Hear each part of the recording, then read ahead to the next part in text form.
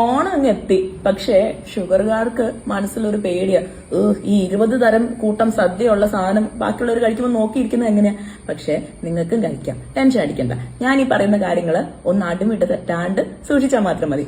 ആദ്യമായിട്ട് ചോറ് വളരെ കുറച്ചെടുത്താൽ മതി. നമുക്ക് 20 കൂട്ടം കൂട്ടി കഴിക്കണ്ടേ? അപ്പൊ ചോറ് വളരെ കുറച്ചിട്ടെടുക്കുക. പക്ഷെ അതിന്റെ കൂടെയുള്ള കറികൾ, അതായത് സാമ്പാർ, കാളൻ, ഓലൻ, അങ്ങനെ പരിപ്പും പൾസസും ധാരാളം അടങ്ങിയിട്ടുള്ള കാര്യങ്ങൾ, പച്ചക്കറി, ഇതൊക്കെ ഇഷ്ടം പോലെ എടുക്കുക. നിങ്ങൾക്ക് ബാക്കിയുള്ളവർക്ക് കൂടുതൽ ഇങ്ങോട്ട് തരാൻ വേണ്ടിയിട്ട് പറയാം. പിന്നെ പായസം 3 കൂട്ടം പായസം ഒന്നും കഴിക്കണ്ട. നിങ്ങൾക്ക് ആ കൂട്ടത്തിൽ ഏറ്റവും ഇഷ്ടപ്പെട്ട പായസം ഏതാണോ അത് വളരെ കുറച്ച്, ഇത്രയുള്ള നമുക്ക് ഹോട്ടലിൽ നിന്നൊക്കെ കിട്ടുന്ന കുഞ്ഞു പാത്രമില്ല പായസം തരുന്നത്, അത്രയുള്ള ഒരു പാത്രത്തിനുള്ളിൽ വളരെ എൻജോയ് ചെയ്ത് കഴിക്കാം. ആരാ പറഞ്ഞ പായസം കുടിക്കാൻ പറ്റില്ലെന്ന്? പക്ഷെ മറ്റു കാര്യങ്ങൾ, ഇതിന് മുന്നേ ഉള്ള ചോറും കാര്യങ്ങളും അതിനനുസരിച്ച് വളരെ കുറച്ചെടുത്തിട്ട് ഈ പായസം എൻജോയ് ചെയ്യാൻ വേണ്ടിയിട്ട് മാറ്റി വെക്കാം.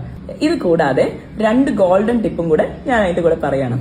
സദ്യയാണല്ലോ, ഒത്തിരി കഴിക്കുവാണല്ലോ, എന്നാ പിന്നെ ഉച്ചയ്ക്ക് മാത്രം കഴിക്കാം, രാവിലത്തെ അങ്ങ് വിട്ടുകളയാം എന്ന് വിചാരിച്ചത് സ്റ്റാർവ് ചെയ്തിട്ട് വന്ന് സദ്യ കഴിക്കാന്ന് പ്ലാൻ ഉണ്ടെങ്കിൽ വേണ്ട. സദ്യക്ക് ഒരു 2 മണിക്കൂർ മുന്നേ നിങ്ങൾ ചെറുതായിട്ട് എന്തെങ്കിലും ഒരു സ്നാക്ക് എടുക്കണം.